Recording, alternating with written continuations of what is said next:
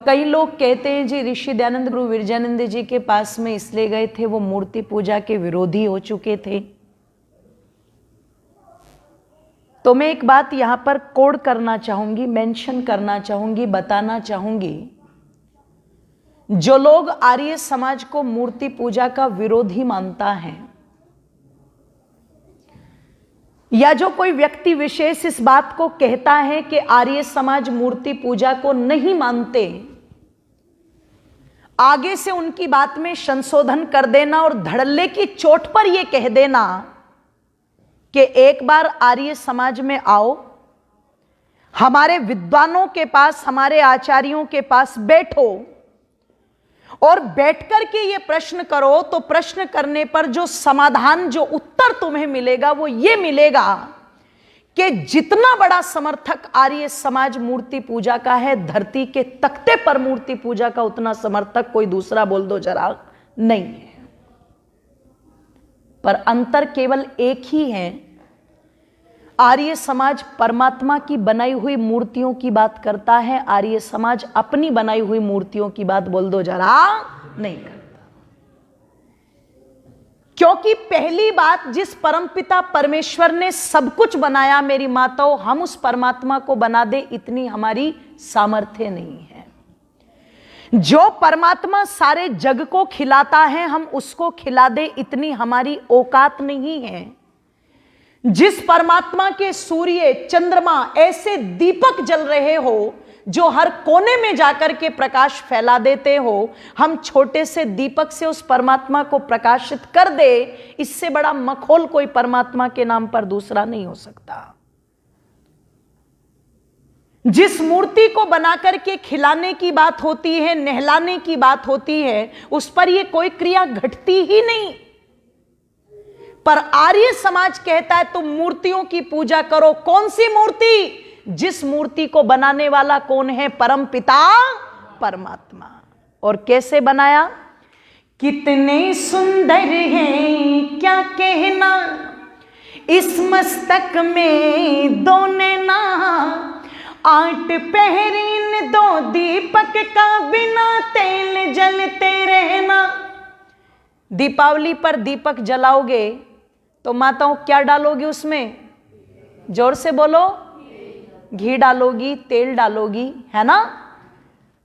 तेल ही बोलो, घी मत बोलो, इतना तो पता है मुझे तेल के ही जलेंगे। क्यों अपना नाम बढ़ा रही हो यहां झूठ बोल के? तेल डालोगी ना, जो बाहर रखोगी घर के, 5 ही तो घी के जलाओगी, बाकी तो सारे तेल के ही जलाओगी ना। तो मैं निवेदन आप लोगों के मध्य में कर दूं, जरा चिंतन करना, विचार करना। उस दीपक के अंदर आप तेल डालते हो वो तब जलते, पर परमात्मा के बनाए हुए दीपक में तेल डालते हो क्या कभी? जल रहे हैं।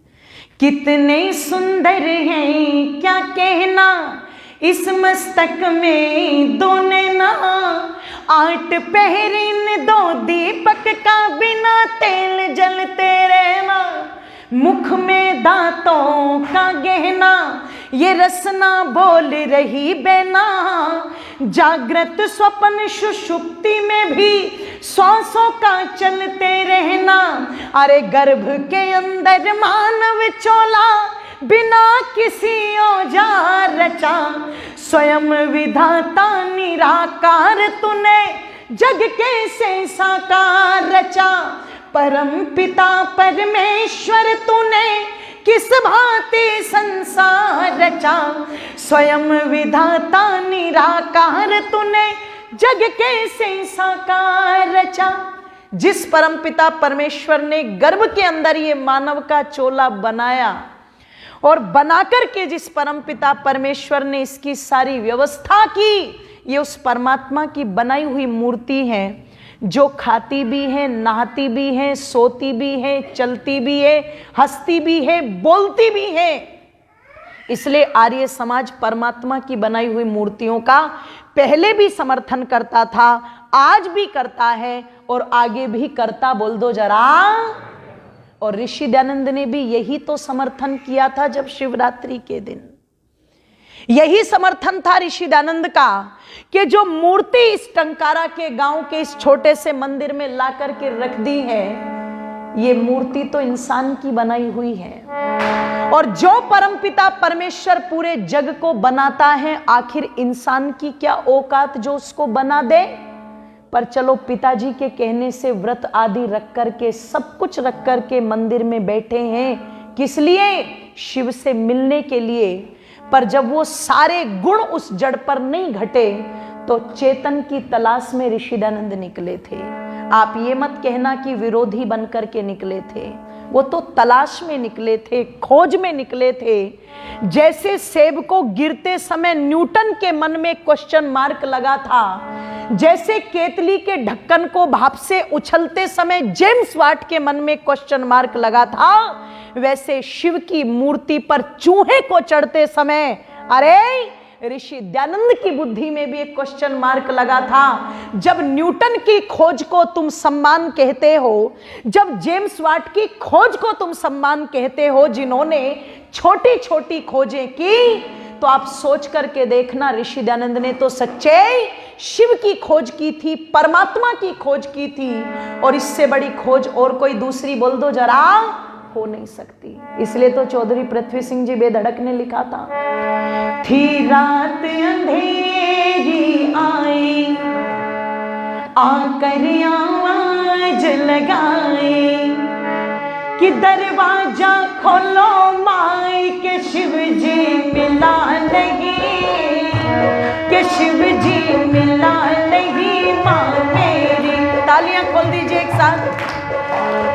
रात अंधेरी आए, आकर आवाज लगाए, थी रात अंधेरी आए, आकर आवाज लगाए, दरवाजा खोलो माई के शिव जी मिला नहीं, के शिव जी मिला नहीं माँ मेरी, के शिव जी मिला नहीं।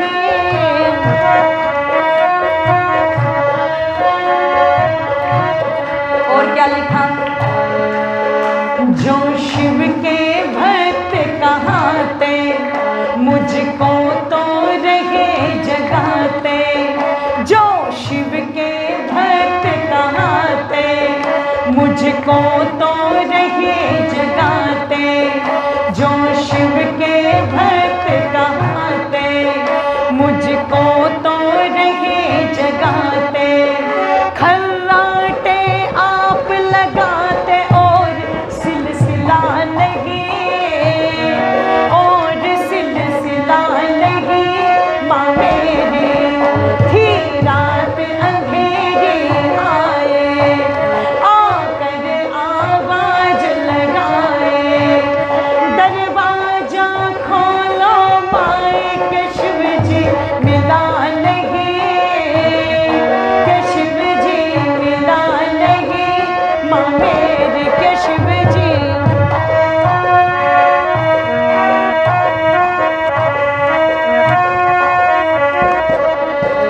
एक चूहा वहाँ पर आया, जिसने तेरा सुत जगाया, एक चूहा वहाँ पर आया, जिसने तेरा सुत जगाया, मलकिया चढ़ावा खाया, वो शिव जी हिला नहीं, वो शिव जी हिला नहीं माँ मेरी, थी रात अंधेरी आए, आकर आवाज लगाए, दरवाजा खोलो माई के शिव जी मिला नहीं, के शिव जी मिला नहीं माँ मेरी, के शिव जी मिला नहीं, के शिव जी मिला नहीं माँ मेरी।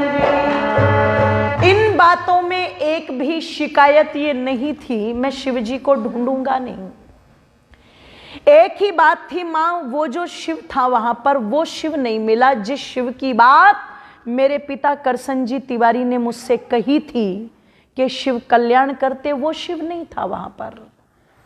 आप जरा सोच करके देख लो, आपके कोई पैर पर पैर भी रख दे तो तुरंत आह निकलती है कि नहीं निकलती है? बोलो। आपके ऊपर कोई धूल मिट्टी डाल दे तो तुरंत आह निकलती, आप टोकोगे, आप रोकोगे। महर्षि दयानंद भी तो उसी बात को कह रहे हैं, जिस चूहे ने मल करके गंदगी फैला दी हो और कई प्रत्युत्तर वहां पर निकल करके ना आया हो, इसका मतलब वो कल्याणकारी नहीं है, वो शिव नहीं है, शिव कोई और है, मैं उनकी तलाश करूंगा।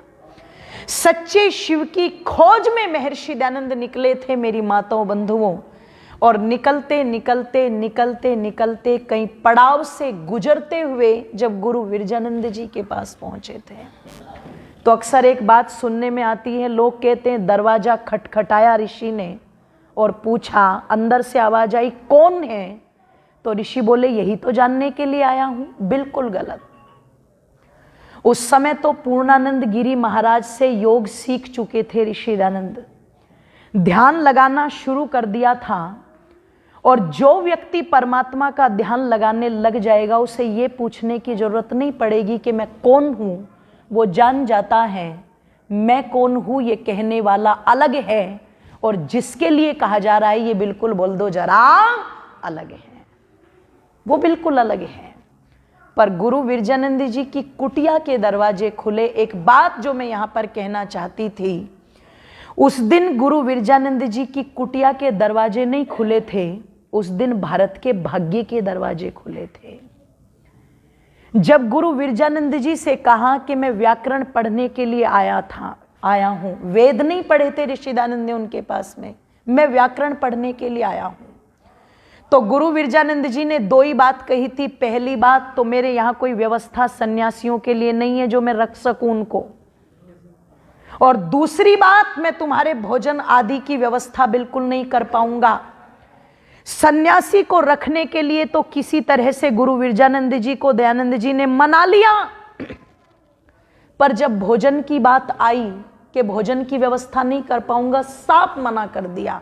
आप सोच करके देखो, ये बात कहने में सुनने में बहुत आसान लगती है बंधुओं मेरी माताओं के, हमारे समाज में जाएंगे वहां ऋषि दयानंद के 2 भजन सुनाए जाएंगे, पर वो ऋषि दयानंद के 2 भजन सुनाए क्यों जा रहे, कभी इस बात पर विचार करना, चिंतन करना। कोई गरीब घर का बच्चा निकलता है इसलिए कमाने के लिए, चलो अपना घर संभालूंगा, माता पिता का पेट पालूंगा, आगे बहन की शादी करनी है वो शादी करूंगा, अपने घर की व्यवस्थाओं को चलाऊंगा। पर ऋषि दयानंद क्या धन के लिए निकले थे? धन के लिए निकलते क्यों निकलते? क्योंकि धनाढ्य परिवार के अंदर पैदा हुए थे, रुतबे वाले परिवार के अंदर पैदा हुए थे ऋषि दयानंद। आप चिंतन करना, उनके पिता के यहां नौकर चाकर थे, ध्यान रखना। वो गहने पहन करके निकले थे जो बीच में उनसे कुछ ढोंगी लालची लोगों ने अंगूठी आदि निकलवा लिए थे। दरिद्र नहीं थे ऋषि दयानंद, औदिच्य ब्राह्मण के घर में पैदा हुए थे उस समय, जो अपने आप में बहुत बड़े थे उस समय टंकारा के अंदर। एक ही उद्देश्य था, केवल और केवल सत्य की खोज, सत्य को जानना और चिंतन करना। कितनी चाह उनके अंदर रही होगी जब गुरु विरजानंद जी ने कहा मैं तुम्हारे भोजन की व्यवस्था नहीं कर पाऊंगा। आप अपने बच्चों को पढ़ने के लिए हॉस्टल भेजते हो तो स्कूल पहले देखते हो या व्यवस्थाएं पहले देखते हो? बोलो, आप व्यवस्थाएं पहले देखते हो, पीजी में रहेगा या कहाँ रहेगा, भोजन की व्यवस्था क्या होगी, रहने सहने की व्यवस्था क्या होगी, आप ये सारी चीजें पहले देखते हो। पर ऋषि दयानंद घर से भागे थे, कोई साथ नहीं, कोई पैसा नहीं, कोई चेली चेला नहीं है। जिनके पास पढ़ने गए वो कह रहे हैं तुम्हारे भोजन की व्यवस्था बिल्कुल नहीं कर पाऊंगा।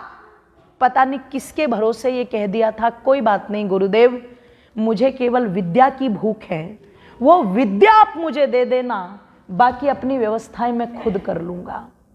और वाहरे परमात्मा, तुम सबकी व्यवस्था बनाने वाले हो। जैसे ही मथुरा के एक बाबा अमरलाल जोशी को ये पता लगा कि दयानंद नाम का कोई सन्यासी विद्या ग्रहण करने के लिए गुरु दंडी विरजानंद जी के पास आया है और उसके पास कोई व्यवस्था नहीं है, तुरंत पहुंच गया वो दानी वहां पर। देखो, इसको कहते हैं दानी। और कितना महत्व उसके दान का रहा कि तुरंत गुरु विरजानंद जी की कुटिया में जाकर के जब ये कहा, जो दयानंद नाम का सन्यासी आया है उससे कह देना अपने भोजन की चिंता ना करे, वो जितने वर्ष मथुरा में रहेगा उतने वर्ष निश्चिंत होकर के विद्या अध्ययन करे, उसके भोजन की व्यवस्था तीनों समय बाबा अमरलाल जोशी करेगा, ये कह देना। आसान है? आसान तो नहीं ना। आजकल तो मेहमान भी तीसरे दिन तो बहुत ही बुरे लगने लगते हैं, बोले कैसे हैं जो जा ही नहीं रहे। मेहमान भी एक दिन के ही अच्छे लगने लगे सबको आजकल, है ना। रोटी बनानी पड़ेगी, व्यवस्थाएं करनी पड़ेगी। पर वारे बाबा अमरलाल जोशी, तुमने कह दिया जितने दिन चाहे तीनों समय भोजन की व्यवस्थाएं हम करेंगे। उस दिन बाबा अमरलाल जोशी भी ये नहीं जानते होंगे कि वो दयानंद को नहीं, भारत की आत्मा को भोजन करा रहे थे। उस महर्षि दयानंद के जीवन में उस बाबा अमरलाल जोशी का वो भाग जुड़ गया कि पूना प्रवचन के अंदर ये कहा था ऋषि दयानंद ने, मैं धन्यवाद करता हूं उस पुण्य आत्मा अमरलाल जोशी को, जिसके कारण मैं 2.5 वर्ष तक मथुरा में निश्चिंत होकर के पढ़ पाया। और कैसे पढ़ पाए? वेदों के राही दयानंद स्वामी, तेरा जग में आना गजब हो गया। वेदों के राही दयानंद स्वामी, तेरा जग में आना गजब हो गया। वो शिवरात्रि को सभी सो गए थे, तेरा जाग जाना गजब हो गया। वो शिवरात्रि को सभी सो गए थे, तेरा जाग जाना गजब हो गया।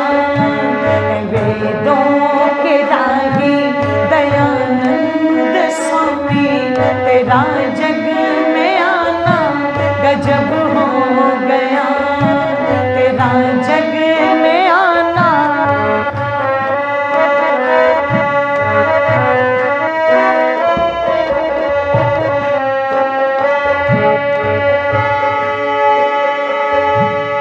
छोटी उम्र में हुआ तो वैरागी, छोटी उम्र में हुआ तो वैरागी।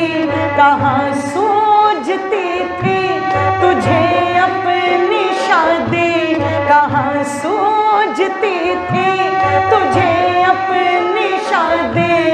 छोटी उम्र में हुआ तो वैरागी, कहाँ सूझती थी तुझे अपनी शादी। प्रभु से मिलन की तड़प लेके दिल में, तेरा घर से जाना गजब हो गया। वेदों के राही दयानंद स्वामी, तेरा जग में आना गजब हो गया। वो शिवरात्रि को सभी सो गए थे, तेरा जाग जाना गजब हो गया। वेदों के राही दयानंद स्वामी, तेरा जग में आना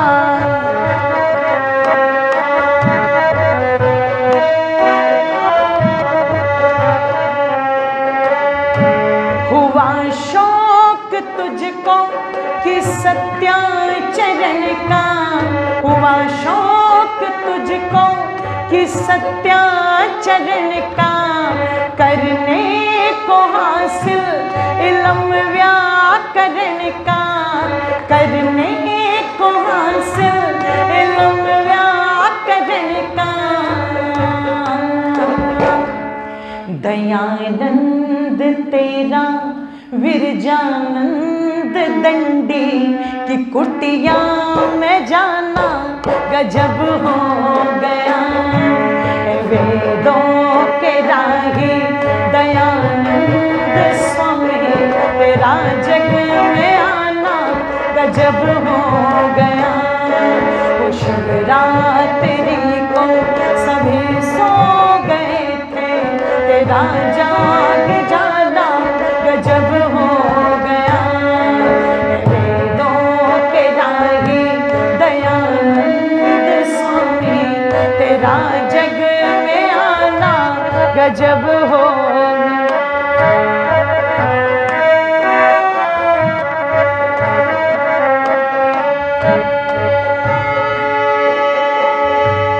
सारे वतन पर मुसीबत खड़े थे, सारे वतन पर मुसीबत खड़े थे, चहुँ ओर जहालत की बेड़े पड़े थे, चहुँ ओर जहालत की बेड़े पड़े थे। ऋषि तेरे द्वारा क्रांति की पहली चिंगारी लगाना गजब हो गया। वेदों के राही दयानंद स्वामी तेरा जग में आना गजब हो गया। वो शिवरात्रि को सभी सो गए थे, तेरा जाग जाना गजब हो गया। वेदों के राही दयानंद स्वामी तेरा जग में आना गजब हो गया।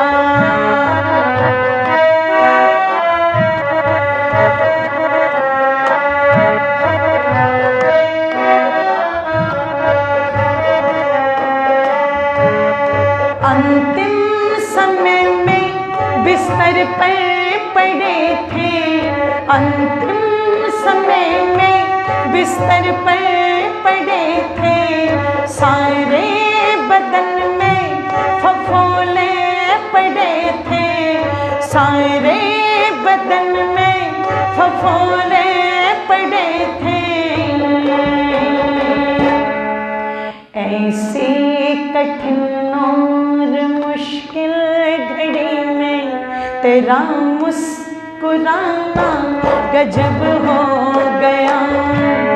वेदों के राही दयानंद स्वामी तेरा जग में आना गजब हो गया। वो शिवरात्रि को सभी सो गए थे, तेरा जाग जाना गजब हो गया। वेदों के राही दयानंद स्वामी तेरा जाग जाना गजब हो गया, तेरा जाग जाना गजब हो गया। तो शिवरात्रि को सभी सो गए थे, तेरा जाग जाना गजब हो गया, तेरा जग में आना गजब हो गया, तेरा जग